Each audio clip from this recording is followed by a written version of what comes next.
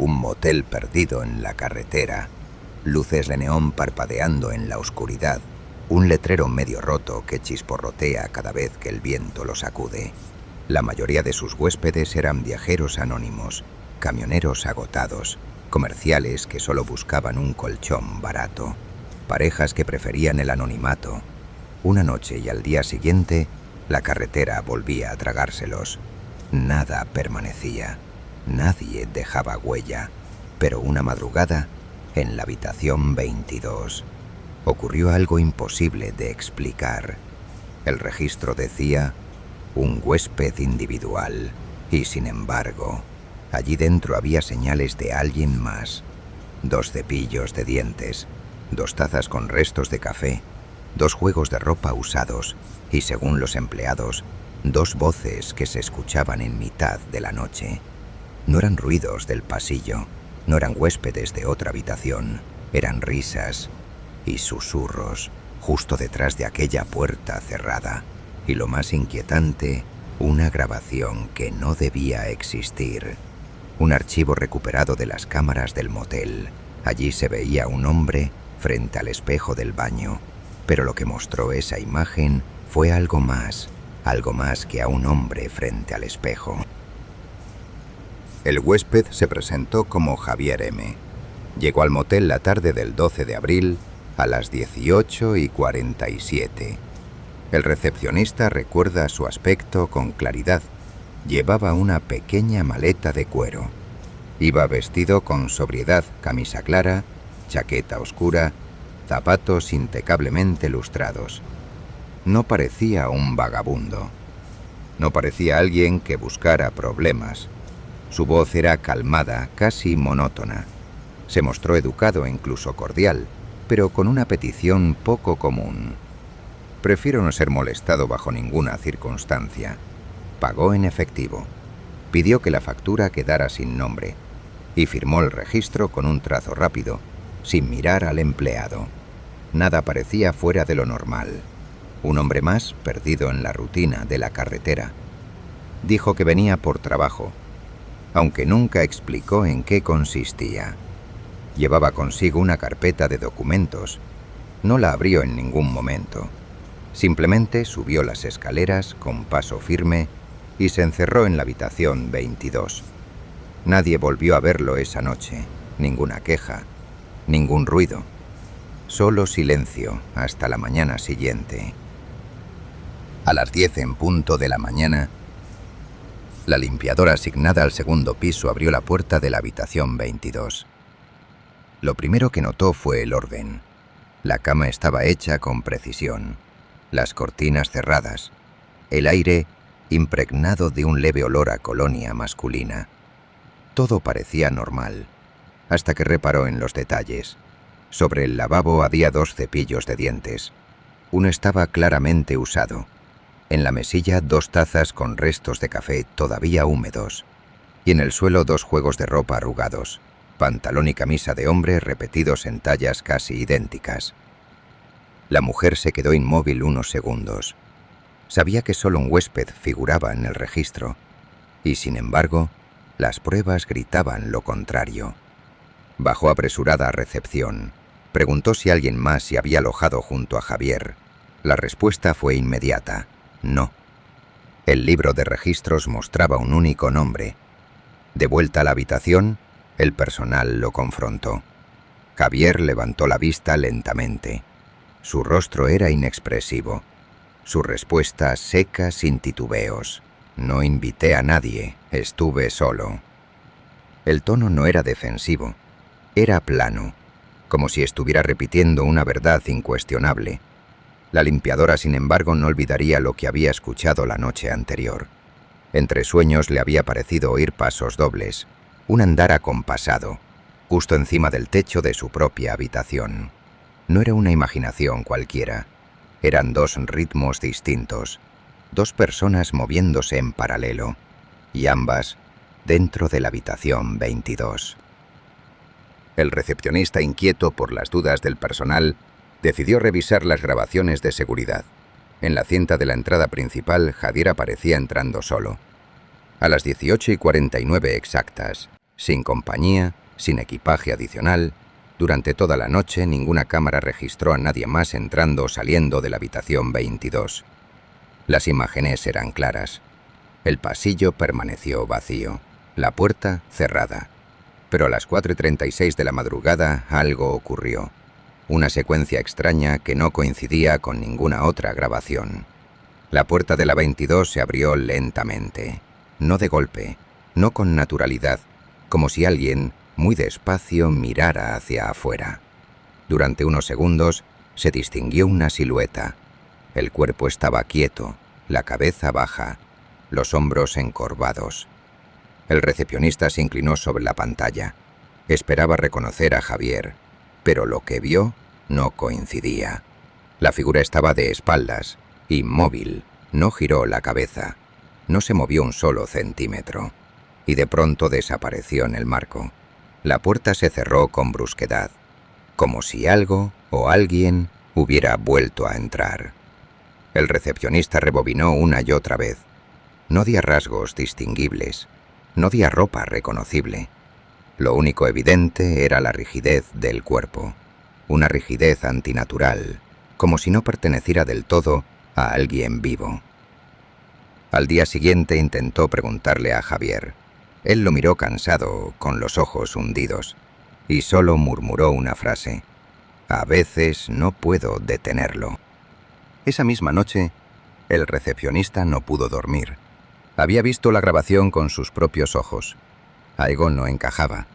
Decidió activar un micrófono de vigilancia interna colocado en el pasillo cercano a la habitación 22. Quería comprobar si de verdad había alguien más ahí dentro. A las 4 de la madrugada, la cinta empezó a registrar sonidos extraños. Primero, un leve murmullo. Después, risas apagadas. No eran carcajadas ni voces altas. Eran susurros contenidos, como de dos personas que intentaban no ser descubiertas. Una voz se escuchó con nitidez. «Te lo dije». La otra respondió burlona, casi divertida. «Él no lo sabrá». El recepcionista se inclinó sobre los auriculares. El corazón le latía con fuerza. No había nadie en el pasillo. No había nadie más registrado en esa planta. Minutos después, un golpe seco retumbó en la cinta. Un ruido sordo, como si un mueble hubiera sido arrastrado, y acto seguido, silencio absoluto. Cuando el reloj marcó las 4:36, la grabación se interrumpió durante 5 segundos. Un corte brusco, un vacío imposible de explicar.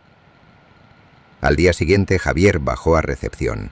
Tenía profundas ojeras, el rostro pálido y un temblor ligero en las manos. No quiso desayunar.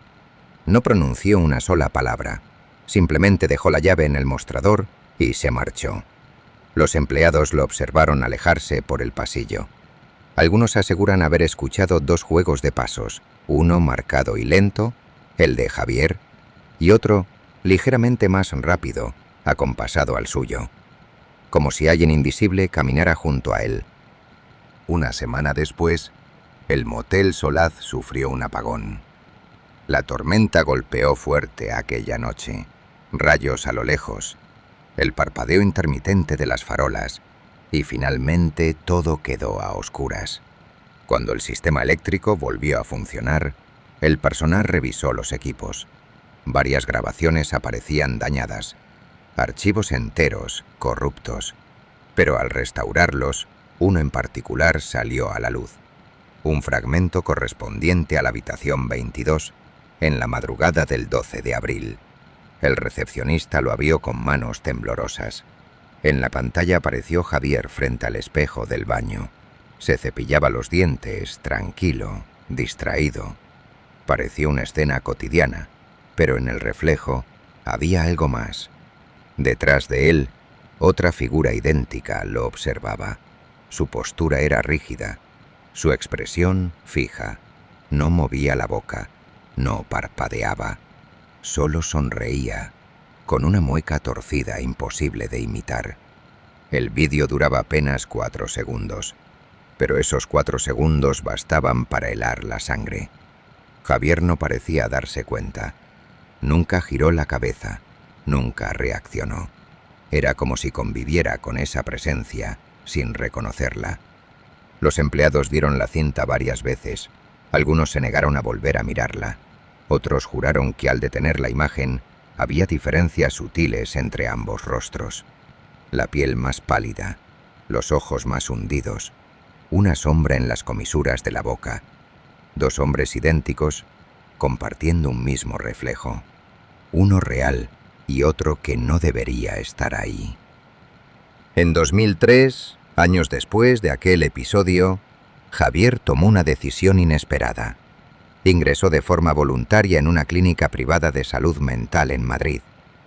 Los diagnósticos iniciales hablaron de despersonalización severa, de un trastorno disociativo que llevaba años en silencio. Pero lo que Javier relataba en las sesiones iba más allá de un cuadro clínico. Decía que desde joven había sentido que alguien lo seguía. Un segundo yo, siempre a cierta distancia. No lo veía con claridad, pero lo presentía en cada reflejo, en cada sombra.